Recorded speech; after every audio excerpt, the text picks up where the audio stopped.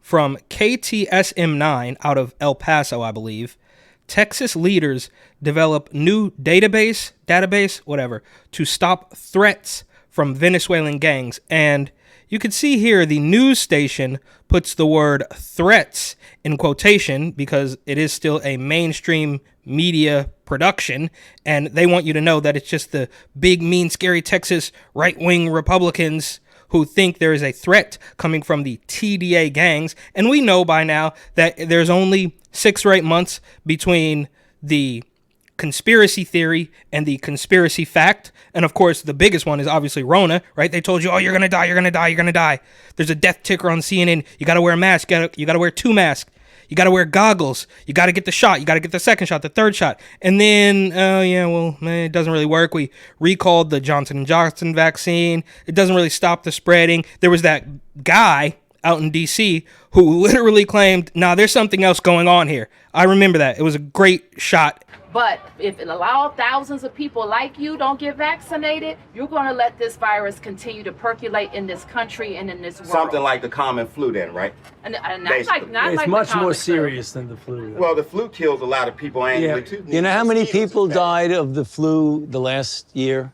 I mean, not this year, virtually none, but the previous year, about 20 to 30,000. You know how many people have died from COVID-19 in the United States? 600,000 Americans. The number that you all given that died, that's once again, that's you all's number. You gonna pass? Yeah, definitely. Right. Because when you start talking about paying people to get vaccinated, when you start talking about incentivizing things to get people vaccinated, it's something else going on with that. Something else going on. It is something going on with that. And I'm surprised they even aired it, but that's not what this is about. Either way, my name is Eric. This channel is called Report and Opine. Please like, comment, share, subscribe, hit the notification bell. I'm absolutely begging you. I'm begging you, please. Come on, please. It would help me a lot and cost you nothing. But if you want to help me even more and spend a little bit of money, you would buy my book, New York City 2020, Gotham Unglued on Amazon.com. That link will be in the description. They have a target on their back, and we're going after them. We have one goal, and that is to arrest them and make them understand that Texas is the wrong state for them to be trying to do business in. Okay, that's true. Now, he's trying to play the tough guy here, and I know it sounds bad, but it kind of looks like a toupee. I don't know if it is. I'm certainly not the expert on that. And obviously, look, as bad as it sounds, it's a little strange seeing this guy act really tough when he can't even stand. But again, this is about the TDA gang, not the governor of Texas. Well, Texas Governor Greg Abbott speaking on the Venezuelan gang Tren de Aragua yesterday during a news conference. The governor telling reporters about the entry and expansion of the gang in Texas, as well as the efforts to crack down on them. Governor Abbott specifically mentioned El Paso and the recent shutdown of the Gateway Hotel. Our KTSM 9 News reporter Diana Castillo brings us more. On Monday, Texas Governor Greg Abbott announced a statewide operation meant to target the Venezuelan gang Tren de Aragua, or TDA. We know for what's happening nationally as well as internationally, the seriousness of TDA. We know that if we don't stop this now, it could spread rapidly across our state. Absolutely. And I might make the argument, it's already too late, bro. They've come through Texas. They're all the way up in Colorado. They're in New York, taking over completely. And now you want to stop it saying, oh, we got to nip this in the bud before it gets everywhere? That kind of already happened.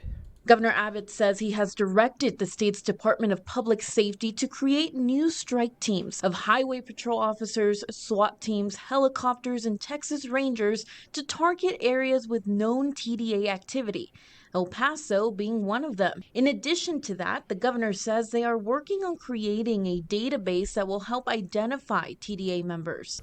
We are going about the process of establishing that database so we can track them, follow them, and see what their modus of operation is, so that hopefully they will lead to documentation of verified TDA members that also can lead to arrests and putting them behind bars. Now, during the news conference, El Paso put them behind bars for many, many years, and when they get out, send them back to Venezuela. Was mentioned as an area with known TDA activity. Abbott adding that more than 20 arrests were made at and around the Gateway Hotel. He says many suspected to be members of Tren de Aragua. The Texas Department of Public Safety Director Stephen McCraw calling El Paso ground zero. That's why El Paso is kind of the center of gravity right now. MS-13, MS-18, it was Houston because of the large relocation of Central Americans in this area.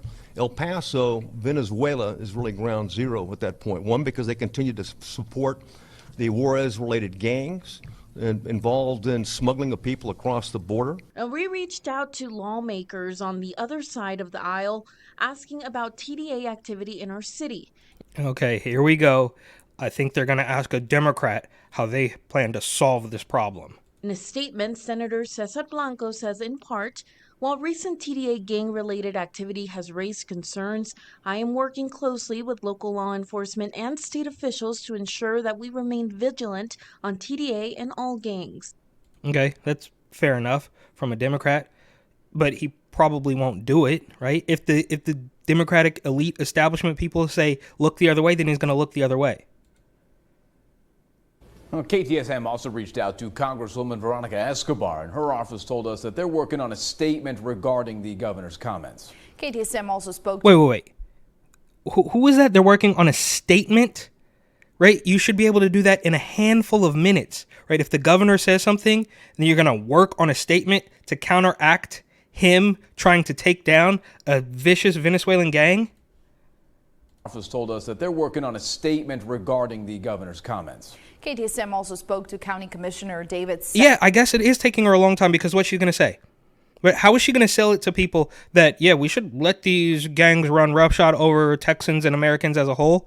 So, yeah, I guess it is going to take her a week or so to come up with some weird weasel scam artist words and reasons why you should allow them to do whatever it is they want.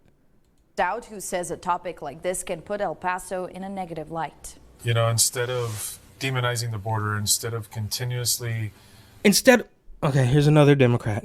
Instead of demonizing the border, what does that even mean, bro? Nobody's demonizing the border. They're demonizing, if you want to put it that way, these vicious gang members. And this is the guy, this little weasel, David Stout, El Paso County Commissioner, Precinct 2.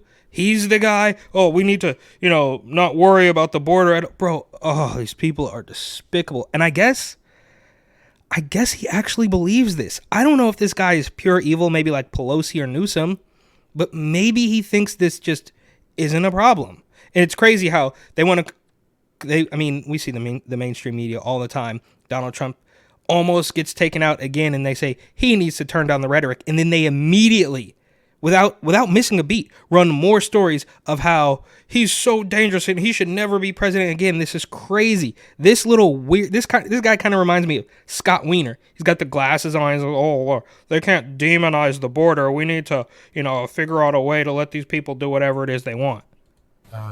Utilizing this type of rhetoric that damages the border in our community.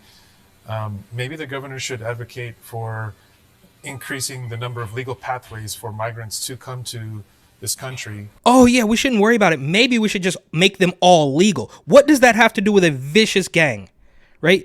I think it's a bad idea to just make citizenship easier, and I guess it would lower the instances of criminal illegals. It's the same thing with crime out in California. They say, well, crime is down. Yeah, that's because 911 doesn't work. So regardless, we should not even entertain the idea of allowing more pathways to legal citizenship when millions of people have already crossed the border. They need to shut it off completely. And how is this going to stop a vicious gang that they are trying to get a hold on? How is more legal crossings, how is allowing more people to cross illegally and then give them legal citizenship and free stuff as much as they want, how is that going to stop the gang? They're still going to do terrible things. Do you think for one split second a TDA member is going to come over and he's ready to, do awful things? And they say, well, how about some citizenship? And here's a air-conditioned apartment. And then they're not going to do anything? Is that what you really think? And that way the federal government can focus its resources on any type of criminal element that might be coming across the border. During the briefing, Abbott also signed a proclamation that declares the Tren de Aragua gang a foreign terrorist organization. Now, it's important to note that back in July, the U.S. Department of Treasury declared TDA a transnational criminal organization that posed a threat to American communities. Okay. Well, obviously the hostile takeover continues. The New York politicians, the California politicians are going to let them do whatever they want, right? They're getting their fingers and feet lopped off because of some weird... Okay, that's a different situation, not a TDA member, but the weird lady who made it all the way to San Francisco and claimed that she got sick from a shelter, which she should be thankful for. That's not what this is about. Those politicians, I should say, are going to allow these people to keep doing whatever it is they want. Governor Greg Abbott is going to say, oh, maybe we should stop it before it gets too big, even though I think it already has. But either way, the hostile takeover of criminal illegals, largely Venezuelans, continues. On my first day back in the White House, I will terminate every open borders policy of the Biden administration, stop the invasion on our southern border, and begin the largest domestic deportation operation in American history.